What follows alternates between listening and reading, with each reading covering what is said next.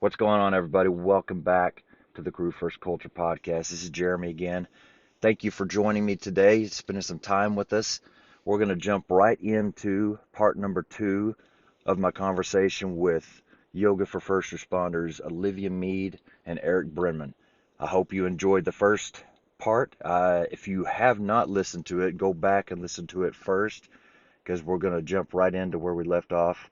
And I hope you enjoy this one just as much. The only way you'll remember to do breath work and you will perform that action mindfully under stress is if you train for it.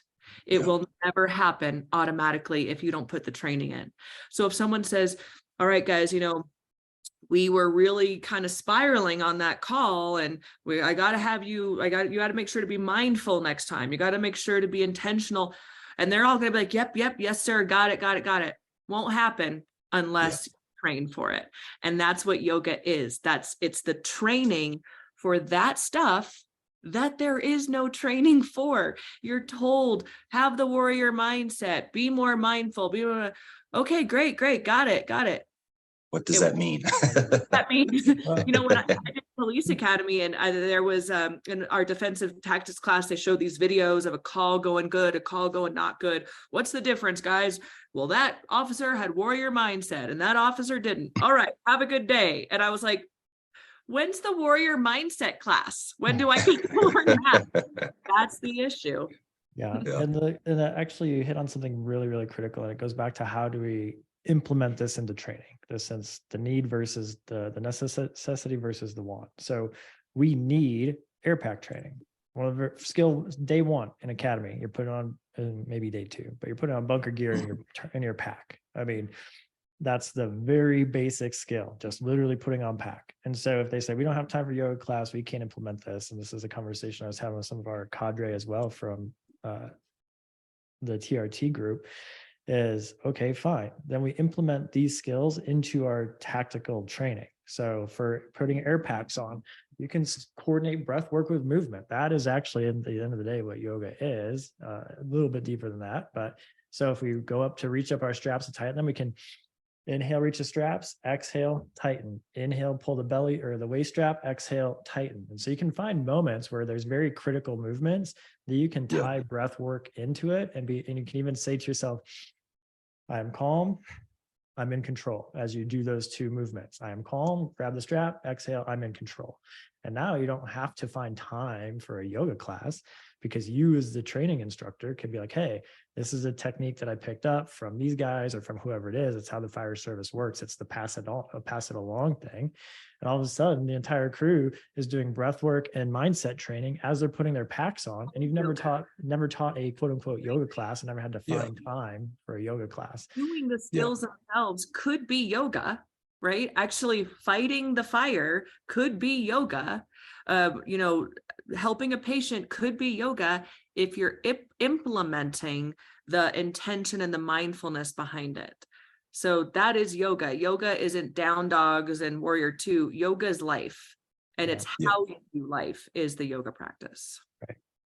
So we've touched on it a couple of times, and it's a critical thing to draw out, just to tease the thread a little bit, is that research shows, this is actually, I pulled this from a clinician from a video from YFFR peer support, is that the research shows that our body, mind, and nervous system actually does a pretty good job of putting itself together after the big, bad, ugly call. But yet those are the ones that get the spotlight and the attention. Yeah. Where the body, mind, and nervous system is terrible at the cumulative stress load of 1, 3, 5, 10, 15, 20, 30 years on the job. It's that constant drip. I mean, it's that slow eroding of the body, mind, and nervous system that we aren't even aware of until the Grand Canyon is formed. I mean, that started with that little trickle of water flowing over the top of the earth, and now it's a mile deep canyon. Olivia had a captain at the time who's now a chief of a police department tell her it's literally like having somebody tap on your arm. For the first hour, it might be annoying as hell. After 30 years, if somebody just keeps tapping on your arm, there's a good chance your arm's going to be literally falling off. because it's just that constant tap. And that's what a career in the fire service, law enforcement, public safety is like. It's just that 30-year tap. And all of a sudden your arm's falling off. You're like, I don't know why my arm's falling off, Yeah. And so that's where the proactive training comes in. We have to start training for that cumulative stress load of the career. And you can put it in those small tactical trainings, putting the pack on, how you grab hose off the truck, inhale, grab the hose, exhale, start to walk. You can find it in those small moments if you look for it. Yeah. And I think another piece of this, too, if we're kind of continuing the conversation of how to implement these things into training and into daily life, is just seeing the effects in person. Like with the class we're involved in, they have heart rate monitors, so you can literally in real time watch the heart rates jump and fall and all that.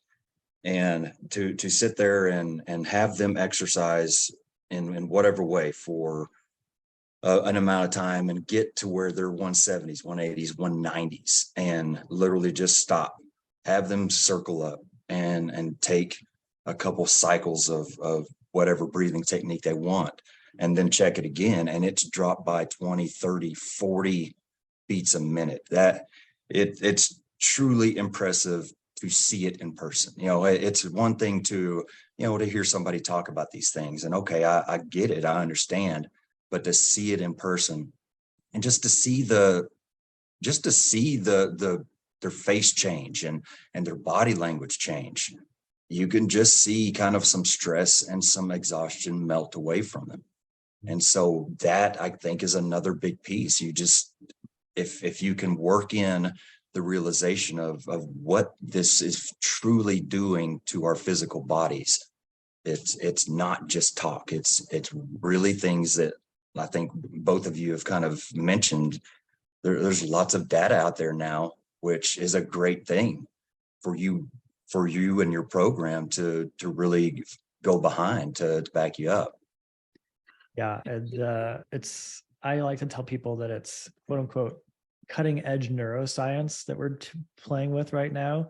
But all that's happened is that our neuroscience technology has gotten advanced enough to be able to show us what the body has been doing for thousands of years. And the body catch up with what Eastern science has known for thousands of years. Right. And so so Western science like neuroscience and neurobiology, the folks that study that stuff really do say that there are ancient wisdom sciences, and the ones that they typically point to are yoga, mindfulness, and meditation as the three ancient wisdom sciences that they're now proving with modern day cutting edge neuroscience. And so it's really fun to be here now at the tip of the spear from the science side of things. That's what drives both Olivia and myself, and it's a passion of ours. And that's when I say everything we do is evidence-based and found in the literature. So we're pulling from that traditional yoga practice, but we're backing it up with literally stacks and stacks and stacks of textbooks at this point that show the data behind how it works, why it works. And so I love having these conversations with people and starting to pull this stuff out, and like, yoga is still not for my guys. And I'm like, well, I've controlled what I can control at this point, and I've given you every resource in the world you would need to justify this. And if you're still just closed-minded enough that you're like, because of that 4-letter word, it's not for my crew, fine, that's on you. I've controlled what I can control at that point. And I would love, there's a whole nother episode just diving into the science behind it. But I think Olivia mentioned earlier our specific research study. And so this is a really cool piece of what we've done. That's what I was going to give a little preview of. Now we have one that's published on our online course, but one that we did of in-person training of a 16 class program. It's not published yet, so I don't want to give too many details until it's published, but I'll tell you this, which is really cool. We had a control group and we had the intervention group, the ones that got yoga. About 30% of them and this was over 5 different departments, were experiencing kind of true post-traumatic stress symptoms. And that's a tough pill to swallow because they're out and working still. So it's only getting worse for them. But anyway, So the symptoms, let's say we're about here, okay, and I'm pointing kind of high with my two fingers for people who are listening to this, like at charts, right? Okay, the control group that didn't get the yoga, after the 4 months or so, their symptomology stayed about the same. The group that got yoga had a huge drop. And the chart, when it is published and you see this chart, it's an incredible huge drop down in their symptomology of post-traumatic stress. Then no yoga for a while, right? And guess what happened? The symptomology started to creep back up. Yeah. So this shows that it's not a magic pill. It's a way of life. It is consistency over and over again.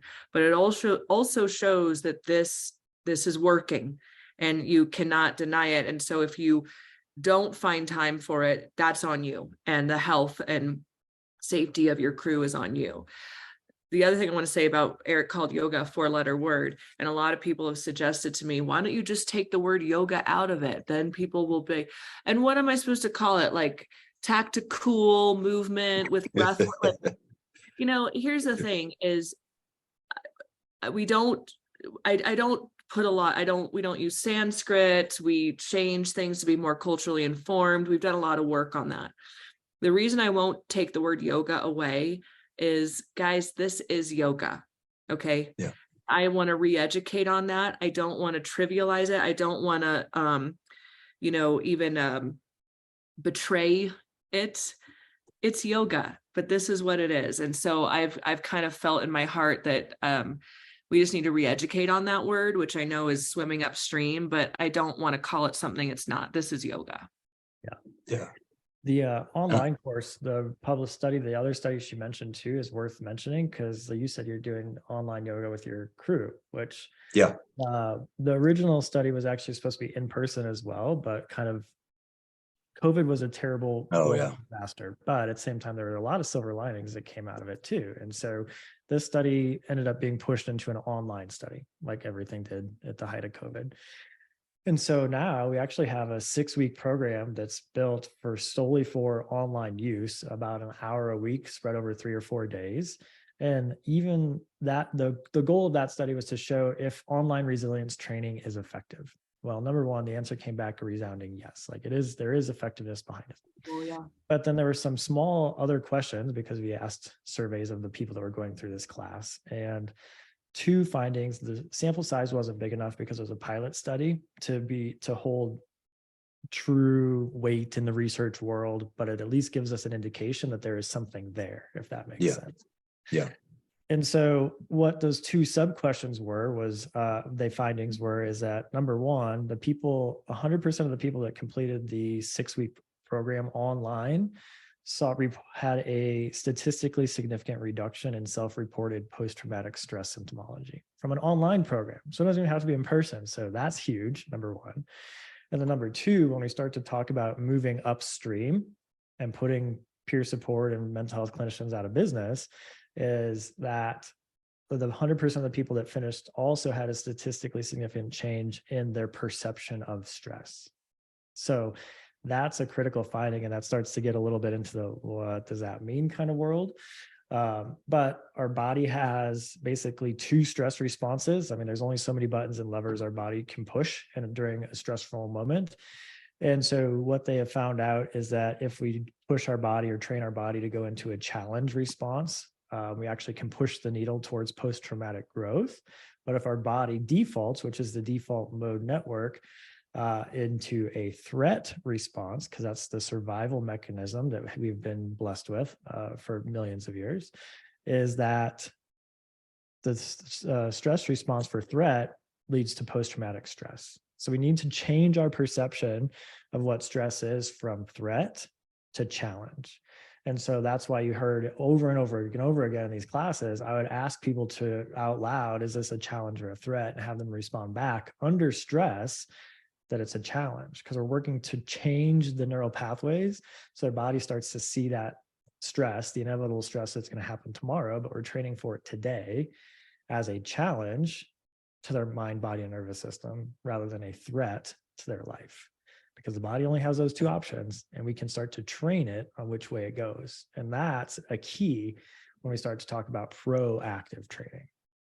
And And that's basically you considering that reframing. Basically, we're just reframing how we're perceiving that.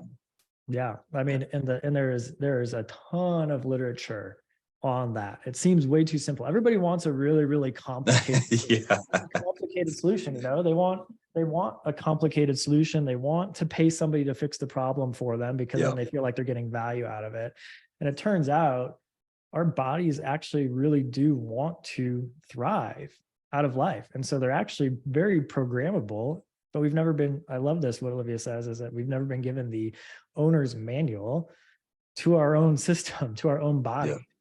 And so we just use or grab everything else, where it's so simple that just walking around, repeating to yourself that this is a challenge, this is a challenge, this is a challenge, changes how your body reacts, and literally changes the chemicals dropped by the endocrine system, the brain, to change into a challenge response versus a stress response. And a key critical element there is DHEA. And so Kelly McGonigal, The Upside of Stress, she's done a lot of work on this. The folks at the Flow Research Collective, they've got some really interesting study on this challenge versus threat scenario stuff as well. I mean, good resources. That's, the literature is thick on just changing the mindset around that reframing of challenge versus threat. And you can use that technique for anything: public speaking, parenting. Taking your promotional exam. Like if you're not a good exam taker and you want to move up to the driver's spot, you're going to have to take a test with it. So you better do a couple of rounds of breath work and then say to myself, this is a challenge, before you start taking that test. And we've heard from many firefighters across the country, I'm not a good test taker, but taking a couple of breaths and reframing this test as a challenge helped me score better. I mean, it's over and over and over again.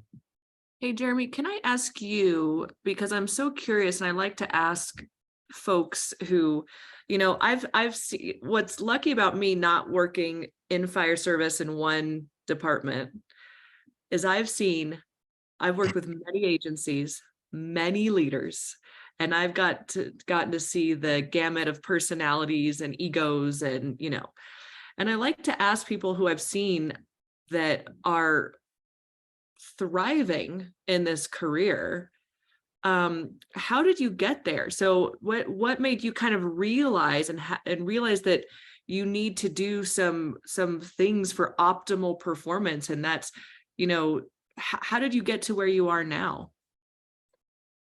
So, man, that's a big question. Are you wanting to answer solely from that kind of that higher performance edge, or just all together? How we can say all together, because you how are you different? And because you're different than other people I've met in fire service. 45 years of my life's journey is how I'm this way. I mean, that's the only way I could describe it.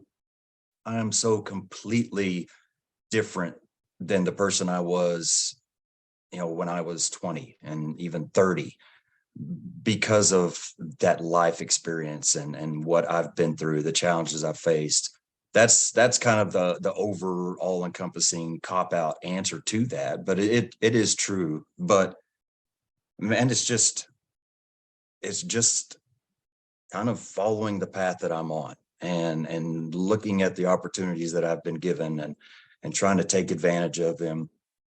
I have been so very blessed to be introduced to the right people. That's another big piece of this thing. I was introduced, I knew him, but when I got moved to my current station, the driver that I have and have had since then was somebody that has now basically put me in the seat I'm in. He slowly inspired me to be more, and to take responsibility, and to truly give what I had to give. And, I thought I was a good firefighter. I thought I was a good officer, but really all I was somebody that achieved collecting a crew of people that got along and enjoyed their day. That was it. I didn't focus on training. I didn't care about anything extra. I just didn't know. And then, getting my first probationary firefighter, I say it quite a bit, but that was another punch in the face to kind of wake me up to say, you are responsible for a lot more than just collecting a fun group of people together. You are putting these people on either a path of great success and significance towards the future, or just setting them up for what is going to one day, one way or another, going to lead to shoot, I'm going blank now. What is it when you get lazy? Complacency. Complacency, golly. Leading them to, that's where my leadership style back then was going to lead, because that's just the way it was. So, that kind of has kept me on that trajectory. And then, just the craziness of how, and I know you're wanting to get into this anyway, so if this is where it leads, but of how I was introduced to the TRT team and kind of eventually asked on to be a part of it. It's not just coincidence. Seriously, a person can't have as many coincidences as I've had in my life to get me to where I'm at. But I've just thankfully been able to take advantage of these opportunities. But it's truly trying to learn as much as I can from the experiences I've been through, trying to gain as much from the failures, trying to really take advantage of all the great people that I have been introduced to and just have affected my life. And again, taking advantage of any and every opportunity that I've been given. And that is kind of the recipe that had led me to, where I'm sitting right now. So do you, with yoga specifically, when, you're offered yoga, here's an app for it, it's going to make you better. What do you think makes you be like, yes, absolutely, I'm going to do this, I have no qualms about it, versus someone who wouldn't touch it for with a 10-foot pole? Like, what do you think the difference is that makes you not have that resistance? So and that's probably a good story to tell, to maybe reach a few people that don't understand. My story of yoga is a little bit further out. It didn't just start, when I met Eric and the rest of the guys a couple months ago. I've had really bad back issues for basically my entire career: bulge disc, ruptured disc, all kinds of fun stuff. And so I don't even know kind of how I was introduced to it, but in the past, I've done a lot of yoga basically just by myself. We've done it as a crew a few times, but I did a lot of yoga to kind of help with that issue. But I didn't understand what you guys are talking about. I did yoga because it made me feel better. I had no idea why. I didn't understand all the breathing and the important things that you guys have talked about. I just knew that it was an important piece of keeping my back to a place to where I could work. And so I had that relationship with it already.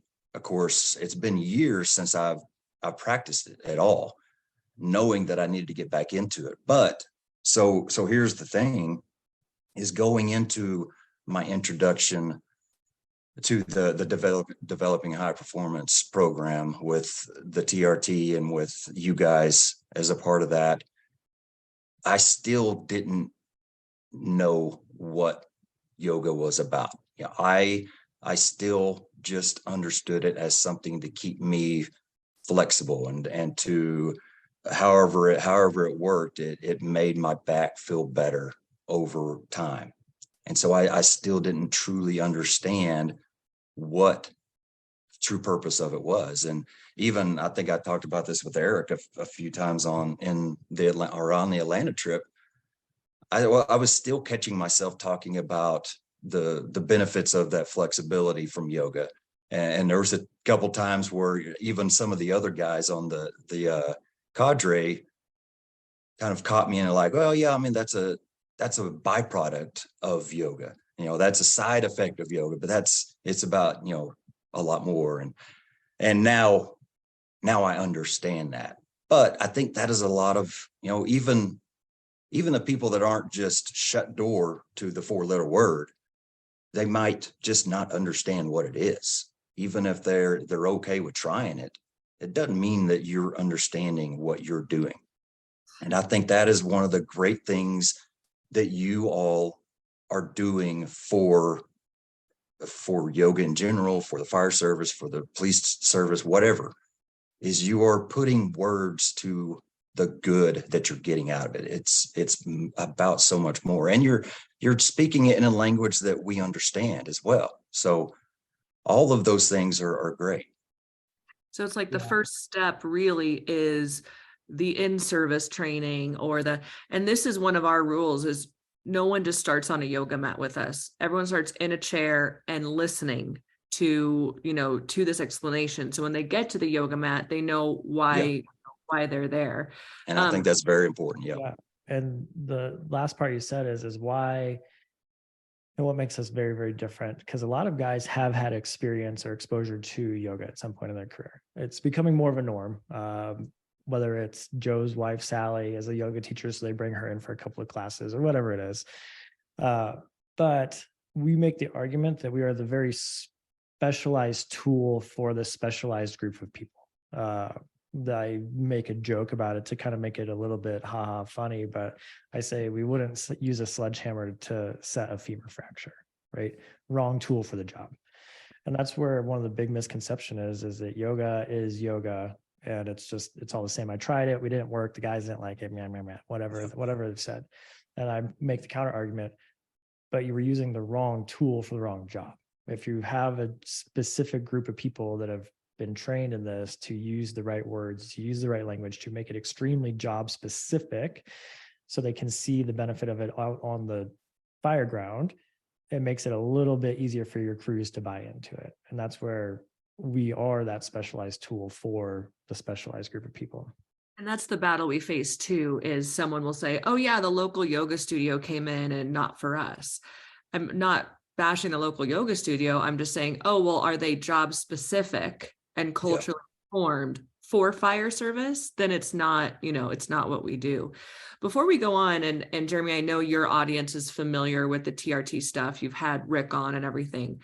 But especially for our audience, we keep mentioning the Atlanta training, the TRT guys. Yeah. Now, in our team at YFFR, we kind of jokingly, and now it's the name of it, refer to this training as the Stay Awake training. It's really unique. There's nothing I've ever seen like it. It is not for the faint of heart. And I was wondering if you two could give us a little description of the Developing High Performance 24-hour hands-on training that is put on by the Tactical Resilience Training Team. It's started by Rick George in Florida with Dave Gillespie, Bob Carpenter, and Rick has collected the most fantastic group of knowledgeable, high performance, giving, wonderful hearted firefighters. And I have been fortunate to be included in that group with the nickname Princess of Pain. But can you guys just tell us what it's about and why someone would be signing up to go through this training? You want to start, Eric, or you want me to start? Okay. I was on mute. I'm That's on-site IT guy. I was saying you can. So, for me, I'm the new guy in the group. We did the DHP program at MAFC back in mid-May, and that was my first introduction to the full program. I was lucky enough to meet a lot, basically everybody on the cadre that was there in Florida at the North Florida Fire Expo. but I was only able to stay out there a few hours because I had to speak myself. So this was my first true introduction, and first true introduction as part of the team as well. And so I had no clue really what to expect. I knew that it was about resiliency, and I knew there was going to be a lot of, focus on breath work and yoga as a tool to work on these things and learn these things, and mindfulness and all of these different aspects that I really didn't know much about, but I had no idea what to expect out of it. And so to be there and to truly see it all play out, it's impressive. And I think the class is so incredible, and the students that actually make it through it gain so many great tools that are just invaluable to their future career. And hopefully they share them with others and just keep that moving down the line. But to me, I just keep going back to, and both of you have addressed it before, is it just goes back to that team that Rick has created. And I can't remember the term you used before we started recording, Eric, is like powerful team or something like that. But it truly is an amazing group of people. And when I say that, I don't mean, your A team of the local church group. These aren't people that are just somebody you would look at and see as perfect citizens that, don't mess up. These are real people. And that's why I love them so much. Is, yes, from the exterior, they are the strongest people that you'll ever be around. They are, it's like they're not scared of anything, and they know so much about mind and body. It's just impressive. But then to spend just a little bit more time with them and see how truly vulnerable they allow themselves to be, how open and honest and transparent they are about their deepest and darkest, scars. That is really what cemented my tie with them. After I saw that, and like I said, I was just with them a few hours in Florida, but it didn't even take that long for me to see that in them and make me want to be a part of it, because that is the kind of people I want to be a part of. That is the kind of people I want to surround myself with. That's the kind of person I want to be, a strong, humble person that can be vulnerable and allow others to learn from my mistakes. And so that is truly, I think, the gold of all of it is just the group of people that are behind everything. All the stuff that the knowledge that you two bring and everybody else brings, it is so important. But you put that knowledge in the hands of people that are egotistical jerks and that stand above everybody, it's worthless. It's absolutely worthless unless you put it in the hands of the people that are on that team. And so that is truly the difference maker to me with it. But like I said, I'm fairly new to the program. Eric and both of you can speak a lot more about the underbelly of it all. But I think that is about the best way I can kind of describe how I truly feel about it. All right. Thank you all for joining us today. Broke these conversations down a little bit just because trying to make the episodes a little bit more reasonable as far as listening length. So if you have more time, just keep on playing. The next episode will be part 3, and I hope you tune back in to catch that. So until next time, thank you for your time. Stay humble and do work.